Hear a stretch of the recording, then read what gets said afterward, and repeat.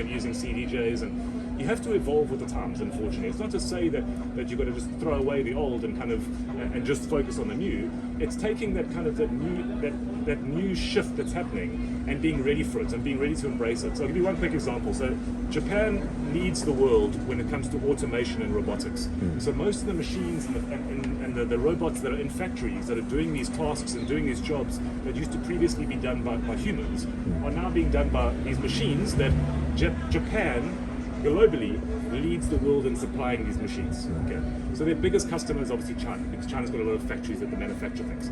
China's not good at making their own things; they're very good at assembling other people's things.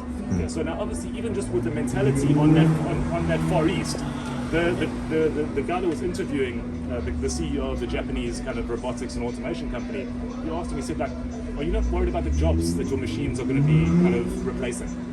And the CEO's response was, "They'll find new jobs." Oh, shit, that's deep. Pretty cold, but okay. Then they went and asked the factory worker. Then they went and asked the factory worker in China. We noticed that about a year ago you had 1,700 factory workers in this factory. Now there's only 1,000 of you. Are you not worried that you're going to be replaced by these machines? Are you not worried that kind of your friends are going to be kind of let go? You know what happens if you lose your job? And the Chinese factory workers' response: "I'll find another job." And then I realized, oh shit, okay. So culturally they're not scared of change. They know that it's inevitable. There's no way around it. So they're willing to adapt. They're willing to go, you know what, like, I haven't got a choice. Also, it's illegal to protest there. So you can't protest if you lose your job. It's like, I want my job. No, then you go in jail. Something like that. So they've gotten used to the fact that the world is moving and they need to move too. And I think often we're stuck in our ways here and we want to almost avoid, I don't want to use that because it's you know, it's not as, I've had this debate with the beginning of GPT. We're like, no, I don't want to use it, I want to use it. And then months later you're using it because you realize you're going to be left behind if you don't use it. Everyone else is using it. There's 7 billion people on the planet. They're all using these tools. I say they all, most of them are using these tools, which is just getting them further and further and further ahead if we don't use them.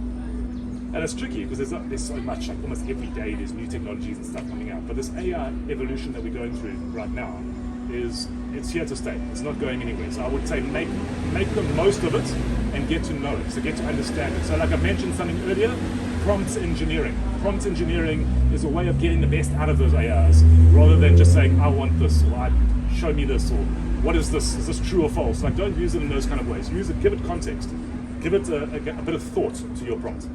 And then you'll get the most out of it. Anything you want to learn between, again, OpenAI, between, I guess now there's Copilot that's freely available. There's Gemini or Bard.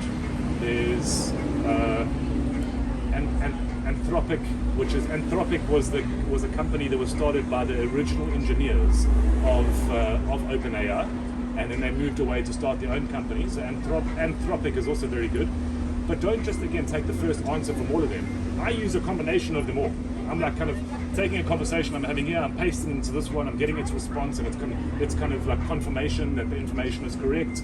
So using all these tools can help you learn about anything, really.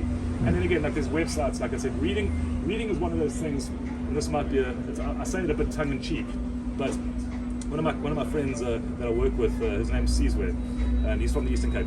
So we were building these schools. So we built obviously primary schools, high school. We did one school in Jozini, Dumo, which is called the Mandam Tetua School of Excellence. And it's the #1 government school in the country. So we went and built in this lab, this classroom, which has like 3D printers, laser cutters, robotics, computers. What else do we have in there? Lots of little robotics and electronics kits. So we teach them how to build things, teach them how to manufacture things. And from that, one of the students from that school got first in the country for the ESCOM Science Fair. He's now going over to, 1 second, I want to say, 1 second here, let me find it exactly where it was.